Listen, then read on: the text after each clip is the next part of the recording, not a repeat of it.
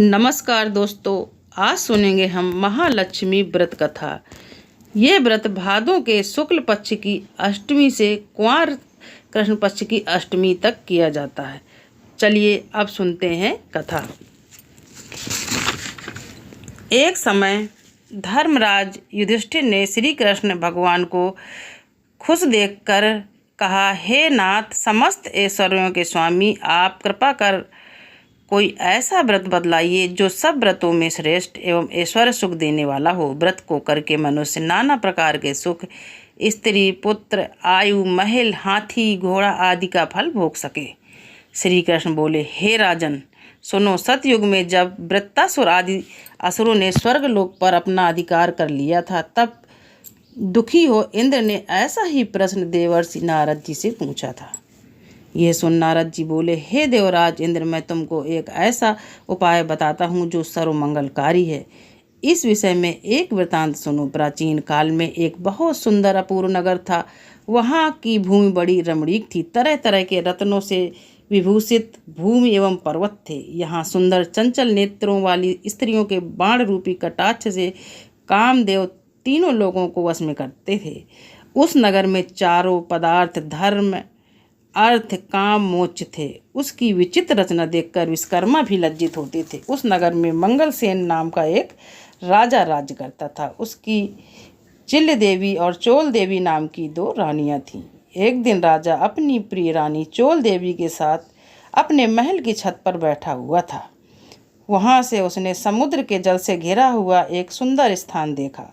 उसे देख राजा बोला, अपनी प्रिय रानी चोल देवी से बोला, हे सुमुखे, देखो, यहाँ पर तुम्हारी प्रसन्नता के लिए एक सुंदर सा नंदन वन बनवाऊंगा। अपनी प्रिया को प्रसन्नार्थ राजा ने बगीचा लगवाया। कुछ दिन बाद बाग वृक्षों और लताओं, फल फूलों और रंग बिरंगे पक्षियों की चहचहाहट से अपनी अद्भुत छटा दिखाने लगा। एक दिन उस बाग में बड़ा भयंकर प्रलय काल के समान एक सूकर आया। उसने सारे बगीचे को नष्ट कर दिया। बहुत से बाग के रक्षक भी मार गिराए। कुछ रक्षक उसके भय से व्याकुल हो अपनी जान बचा राजा के पास पहुँचे। राजा से सारा हाल कहा। ये सुन राजा बड़ा कुपित हुआ और सेना से बोला, तुम शीघ्र ही वहाँ जाकर उस भयंकर सूकर को मार डालो। राजा की आज्ञा पा सेना चल दी और घोड़े पर बैठकर राजा भी चल दिया। चारों ओर से बगीचे को घेर लिया। राजा ने सैनिकों से कहा कि जिस मार्ग से सूकर निकलकर भाग जाएगा, उस मार्ग का कोई भी रक्षक उसे न मार सकेगा तो मैं उसका सर काट डालूंगा। तब बाग के चारों ओर राजा स्वयं अपना घोड़ा अड़ा करके खड़ा हो गया। दैव योग से वहां सूकर राजा के पास से ही निकलकर भाग गया। राजा बड़ा लज्जित हुआ। घोड़े को चाबुक से मारता हुआ उसका पीछा करने लगा। पीछा करते करते वो सिंह, ब्याग आदि हिंसक जीवों से युक्त घोर जंगल में पहुंच गया। वहाँ ताल, तमाल, हिताल, साल, अर्जुन, लता आदि के वृक्ष थे। राजा जंगल में चारों ओर उसे देखने लगा। आगे चलकर सूकर के सामने आया। राजा ने देखते ही उसके भाला मार दिया और भाले के लगते ही उस सूकर ने अपना शरीर छोड़ दिया। वो सुंदर गंधर्व शरीर धारण कर विमान में बैठ गए, अपने लोक को जाने लगे। मंगलसेन से उन्होंने कहा, आपका कल्याण हो, आपने मेरा उद्धार किया है। अब मैं आपको अपने साप की कथा सुनाता हूँ। मैं चित्ररथ नाम का गंधर्व हूँ। एक बार देव समूह में ब्रह्मा जी बैठे हुए थे के साथ मैं सप्त स्वर में गान कर रहा था कि गाते गाते मेरी ताल बिगड़ गई। इस पर क्रोधित होकर ब्रह्मा जी ने मुझे सूकर होने का शाप दे दिया। फिर प्रार्थना करने पर उन्होंने कहा कि तेरा उद्धार धर्मात्मा राजा मंगलसेन के हाथों से होगा। अतः मैं अधर्म योनि को छोड़कर अपने गंधर्व स्वरूप को प्राप्त हो गया हूँ। हे राजन, मैं वरदान स्वरूप देवताओं को दुर्लभ चारों फल, धर्म, अर्थ, काम, मोक्ष का दाता एक व्रत बतलाता हूँ। यह व्रत श्री महालक्ष्मी जी का है। इसके प्रभाव से आप चक्रवर्ती राजा होंगे।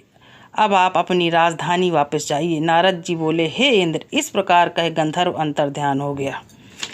राजा मंगलसेन अपनी राजधानी को वापस लौटे कि मार्ग में उन्हें बगल में मृग चर्म लिए हुए एक ब्राह्मण पुत्र अपनी ओर आता नजर आया। राजा मुस्कुराते हुए बोले, हे बटुक, तुम देवता, दैत्य, गंधर्व हो अथवा राक्षस, इनमें से आप कौन हो? मुझे सच सच बता दो, आप इस घोर जंगल में क्यों आए हो? ये सुन ब्राह्मण पुत्र राजा को आशीर्वाद देते हुए बोला, राजन, मैं आपके ही देश में पैदा हुआ हूँ, आपके साथ ही यहाँ आया हूँ, अतः मुझे यथोचित आज्ञा दीजिए। भगवान श्री कृष्ण बोले, हे धर्मराज। इस प्रकार उनके पूछने पर राजा ने कहा, हे विप्र, तुम्हारा नाम आज से नूतन होगा। अब तुम किसी सरोवर में से ठंडा जल लाओ। राजा की आज्ञा पाओ नूतन राजा को एक सुंदर वृक्ष के नीचे बिठाकर आप घोड़े पर सवार हो जल की खोज में चल दिया। आगे चलकर उसने रंग बिरंगे पक्षी देखे, वो वहीं पर चल पड़ा। थोड़ी देर में वो सरोवर के पास पहुंच गया। ये सरोवर बहुत ही सुंदर था। ऐसा प्रतीत होता था कि यहाँ भगवान नारायण का ही निवास है। सुंदर सुंदर कमलों से सुशोभित चक्रवाक और पक्षियों से युक्त, तेज हवा से उठने वाली लहरों को शांत करने वाला, मीठे जल वाला महर्षि अगस्त्य की तपस्या शांत करने वाला शीतल जल से परिपूर्ण था। जैसे ही वो आगे बढ़ा कि उसका घोड़ा कीचड़ में फंसा, अतः वो घोड़े से उतरकर सरोवर के चारों ओर देखने लगा। समीप ही उसने सुंदर 2 वस्त्राभूषणों से सुसज्जित मृगनयनी स्त्रियों को देखा, जो मधुर ध्वनि से मंगल गान करती हुई पूजा कर रही थीं। नूतन अपने दोनों हाथ जोड़कर स्त्रियों के पास जाकर विनम्र भाव से बोला, हे माताओं, आप सब बड़ी श्रद्धापूर्वक किसकी पूजा कर रही हैं और इसकी क्या विधि है तथा क्या फल है? सच सच मुझे बतावें। नूतन की मधुर वाणी सुन वे बोली, हे विप्र, भक्ति भाव से श्रद्धा युक्त होकर सुनो। जो भगवती माया, प्रकृति और शक्ति नाम से प्रसिद्ध हैं, हम उन्हीं महालक्ष्मी जी का व्रत कर रहे हैं। उन्हीं व्रत की कथा तुम भी सुनो। हे ब्राह्मण, ये व्रत भाद्रपद महीने की शुक्ल पक्ष की अष्टमी से आरंभ होता है। इस दिन प्रातः काल उठकर 16 बार हाथ पांव और मुंह धोकर 16 धागों से युक्त एक डोरी लेकर उसमें 16 गांठ लगावें। चमेली के पुष्प, कपूर, धूप आदि सुगंधित पदार्थों से प्रत्येक गांठ की पूजा करें। ओम महालक्ष्मी नमः इस मंत्र से 16 बार अभिमंत्रित कर श्री लक्ष्मी जी की प्रार्थना करें। हे महालक्ष्मी, आप हमें धन, धान्य, पृथ्वी, धर्म, कीर्ति, आयु, यश और शोभा तथा हाथी घोड़े पुत्र दो। हे विप्र, इस प्रकार ध्यान करते हुए उस सूत्र को पुरुष अपने दाहिने अंग में और स्त्री अपने बाएं अंग में धारण कर 16 दूब के पौधे और अक्षत लेकर कथा सुने। इस प्रकार भादों सुदी से लेकर अश्विन वदी अष्टमी तक नित्य प्रति कथा सुननी चाहिए। पश्चात अष्टमी के दिन रात्रि के समय जितेंद्रीय व्रतकर्ता को स्नान कर श्वेत वस्त्र धारण करके पूजा गृह में जाना चाहिए। पूर्व की ओर मुख करके पवित्र आसन पर बैठकर सफ़ेद मोतियों से युक्त अष्टदल का कमल बनावें। उस पर कमलासन मंद मंद मुस्कान करती हुई शरद चंद्र से तुल्य कांतिवान चतुर्भुजी, दोनों हाथों में कमल लिए हुए, श्वेत वस्त्र धारणी, आभूषणों से विभूषित, अभय वर देने वाली, दोनों ओर हाथियों की सूंड से जल सींचे जाने वाली महालक्ष्मी जी का ध्यान करके कपूर, अगरबत्ती, चंदन से भगवती का आवाहन करें कि हे महालक्ष्मी, भगवान विष्णु के पास से आप यहाँ आओ। आपके लिए मैंने पूजन सामग्री इकट्ठी की है। हे विप्र, इस प्रकार 16 दिन समाप्त होने पर व्रतकर्ता को श्रद्धा अनुसार उद्यापन करना चाहिए। उद्यापन विधि इस प्रकार है। स्वर्ण के पत्र से गऊ के सींग मढ़वाकर तथा सोना एवं अन्य वस्त्र किसी वेद पाठी ब्राह्मण को दान में दें। यदि इतना न हो तो यथाशक्ति द्रव्य दें अथवा 16 ब्राह्मणों को जिमाकर वस्त्र आदि की दक्षिणा दें। हे विप्र, हमने तुमको सर्वोत्तम व्रत बतला दिया है, जिसके करने मात्र से इच्छित फल प्राप्त होता है। इस व्रत को तुम करो, अपने राजा से कराओ और जो श्रद्धा से करना चाहे उसे भी कराओ। भगवान बोले, हे युधिष्ठिर, इस प्रकार इस व्रत को स्त्रियों के मुख से सुनकर नूतन बड़ा प्रसन्न हुआ। उनको प्रणाम कर अपने घोड़े को कीचड़ में से निकालकर ठंडा पानी पिलाया। कमल के पत्तों का दोना बनाकर उसमें पानी ले घोड़े पर बैठकर राजा के पास राजा को जल पिलाकर नूतन बोला, हे राजन, आज मैं यहाँ पर जो कुछ स्त्रियों से सुनकर आया हूँ उसे ध्यान से सुनो। उपरोक्त हाल नूतन ने राजा को सुना दिया। उस व्रत को नूतन और राजा दोनों ने किया। तदुपरांत राजा ब्राह्मण को साथ ले घोड़े पर सवार हो अपने नगर चल दिया। राजा का आना सुनकर नगरवासी बड़े प्रसन्न हुए। भेंट आदि वस्तु लेकर बाजे गाजे के साथ राजा की आगवानी के लिए चल दिए।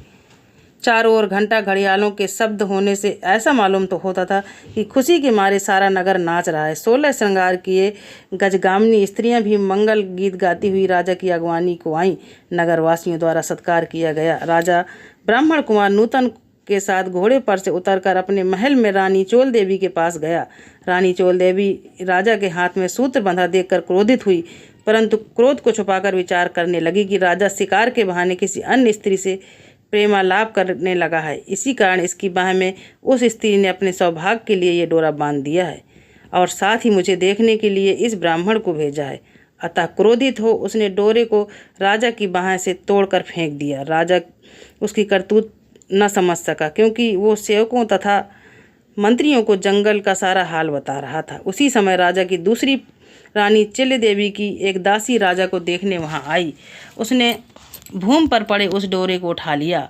उस ब्राह्मण से डोरे के बारे में सारा विवरण पूछा। दासी ने सारा विधान जानकर अपनी स्वामिनी चिल्ल देवी से जाकर कहा, वो राजा का सूत्र भी दे दिया। रानी ने उसी समय नूतन को बुलावा भेजा और उसके बतलाए गए व्रत के विधान सहित पूजा करने लगी। भगवान बोले, हे पांडुनंदन युधिष्ठिर, 1 वर्ष बीतने पर लक्ष्मी पूजा के दिन रानी चिल्ल देवी के महल में अपार बाजे बजने लगे। ये देख राजा को लक्ष्मी पूजन की याद आई। राजा ने अपनी बाह में बंधे सूत्र को न देखकर अपार चिंता में डूब गया। नूतन ने रानी चोल देवी द्वारा उसे तोड़कर फेंके जाने का सारा हाल राजा को बता दिया। यह सुन राजा क्रोधित हो रानी चोल देवी से बोला, अरे दुर्बुद्धे, अब मैं तेरे महल में लक्ष्मी पूजन न करके रानी चिल्ल देवी के महल में लक्ष्मी पूजन करूंगा। ये कहकर राजा चिल्ल देवी के महल को चला गया। इसी बीच लक्ष्मी जी बुढ़िया का रूप बना परीक्षा लेने के लिए रानी चोल देवी के घर गईं। रानी चोल देवी उसका निरादर करते हुए बोली, अरे दुष्टे, तू कौन है? मेरे घर कैसे आई है? चल भाग। प्रकार लक्ष्मी जी रानी चोल देवी से अपमानित होने पर उसे शाप देती हुई बोली, मूर्ख, तूने मेरा अपमान किया है, अतः शुक्रमुखी हो जा। आज से इस मंगलपुर का नाम कोलापुर हो जावे। फिर वृद्धा रूपी लक्ष्मी जी वहाँ से चलकर परीक्षा लेने के लिए चिल्ल देवी के महल में गईं। वहाँ रानी ने उनका बड़ा सम्मान किया। रानी से सम्मानित हो लक्ष्मी जी ने वृद्धा का रूप त्याग साक्षात अपना लक्ष्मी स्वरूप धारण कर लिया। ये देख रानी चिल्ल देवी ने लक्ष्मी जी को साष्टांग प्रणाम कर बड़े प्रेम से नाना प्रकार से उनका पूजन किया। भगवती लक्ष्मी चिल्ल देवी से प्रसन्न होकर बोली, हे चिल्ल देवी, मैं तुमसे प्रसन्न हूँ, मन चाह वरदान मांग लो। चिल्ल देवी बोली, हे सुरेश्वरी कपलासन अम्बे, जो भी इस व्रत को करे और जब तक चंद्र सूर्य आकाश में रहें तब तक आप उसके घर को संपूर्ण ऐश्वर्य से परिपूर्ण रखें। उसके घर में आप सदैव विराजमान रहें। वो मेरे पति सहित आपकी ये कथा सारी पृथ्वी पर विख्यात हो। हे धर्मराज, रानी से भगवती लक्ष्मी तथास्तु कह वहीं अंतर्ध्यान हो गई। पश्चात राजा मंगल ने रानी चिल्ल देवी के साथ बड़ी श्रद्धा से पूजन व्रत किया। दुराचारणी रानी चोल देवी ईर्ष्यावश होकर रानी चिल्ल देवी के महल में जाने लगी। वहां बैठे पहरेदारों ने उसे अंदर जाने से रोक दिया, क्योंकि लक्ष्मी जी के शाप के कारण वो शूकर के समान दिख रही थी। रानी दिखलाई नहीं दे रही थी। तब वो दुखी हो जंगल में महर्षि अंगिरा के पास गईं। उसकी ये दशा देखकर मुनि अंगिरा ने अपनी ज्ञान दृष्टि द्वारा उसकी सारी बातें जान ली। तब मुनि ने लक्ष्मी जी के कुपित होने का कारण उससे कहा। स्वयं श्री लक्ष्मी जी से उसके अपराध की क्षमा याचना कर उससे श्री लक्ष्मी जी का व्रत पूजन करवाया। व्रत के प्रभाव से वो रानी पुनः अपने लावण्यमय स्वरूप को प्राप्त कर कीर्ति पाने लगी। तदंतर उसी वन में राजा शिकार खेलने को गया। वहाँ मुनि अंगिरा की कुटी में रूप लावण्य से युक्त उस अनुपम देवी को देखकर राजा मंगल बोला, हे महर्षि, ये अपनी सुंदरता से इस वन को प्रकाशमान करने वाली स्त्री कौन है? इसका कारण मुझसे कहो। राजा की बात सुन महर्षि अंगिरा ने सारी कथा सुनाई। रानी चोल देवी उसे सौंप दी। राजा प्रसन्न चित्त हो रानी चोल देवी को साथ ले अपनी राजधानी आया और रानी चिल्ल देवी सहित पृथ्वी के नाना प्रकार के भोग भोगने लगा। दोनों रानी बड़े प्रेम से मिलकर राजा की सेवा करने लगी। राजा मंगल पृथ्वी के समस्त सुख भोग कर अंत में स्वर्ग को गया। और मंगल नक्षत्र नाम से विख्यात हुआ। नारद जी बोले, हे इंद्र, समस्त व्रतों में श्रेष्ठ श्री महालक्ष्मी जी का व्रत मैंने तुमसे कहा। जो व्यक्ति इस व्रत को करेगा वो धर्म अर्थ काम मोक्ष चारों पदार्थों का भागी होगा। अतः तुम भी इस व्रत को करो, जिससे धन धान्य भूमि कीर्ति यश आयु यश शोभा घोड़ा आदि पुत्र पौत्र आदि प्राप्त हो, तुम्हारी कीर्ति फैलती रहे। इंद्र नारद जी को प्रणाम कर अपने लोक को गए और व्रत किया। भगवान श्री कृष्ण बोले, हे युधिष्ठिर, नारद जी से देवराज इंद्र द्वारा पूछे गए श्रेष्ठ व्रत को मैंने तुम्हें बता दिया, जो सांसारिक और पारलौकिक सुखों को देने वाला है। इति श्री महालक्ष्मी व्रत कथा। बोलिए लक्ष्मी माता की जय।